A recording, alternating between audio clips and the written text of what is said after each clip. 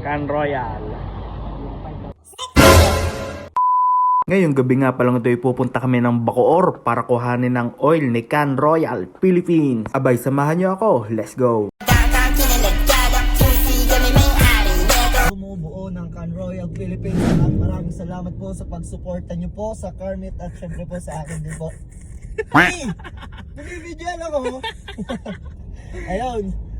Di balita ko na lang. Yun na nga at nandinin na kami sa Bacoor. Pagkaka-traffic nga naman pala talaga din eh.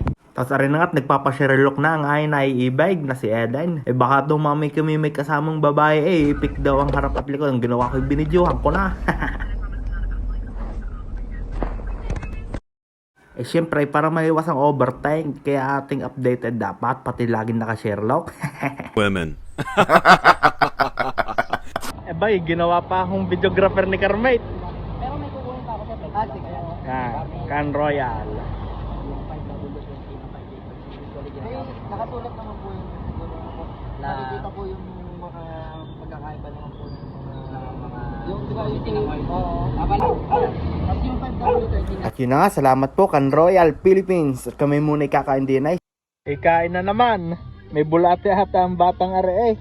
Kumain at kumain, kakadja-jollibee lang ngayon, Jollibee na naman. Are oh, ang isang are gutom na din. wala pang kain. Mamatay na. 1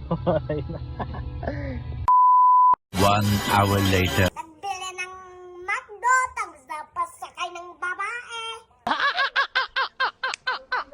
Nauwi sa bahay ng babae.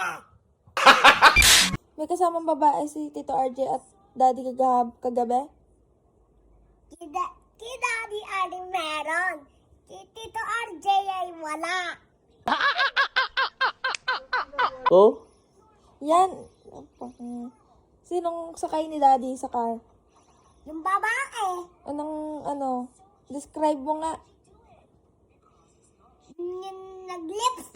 Tapos, Tapos nag-make. anong color ng hair? Iti. Color black? Opo. Matangkad, tall or short? Mahaba. Tall? Opo. Anong suot na damit? Siya ka, Daddy. Palo ka sa akin. Si Tito RJ wala. Opo, nag-drive lang. A few moments later.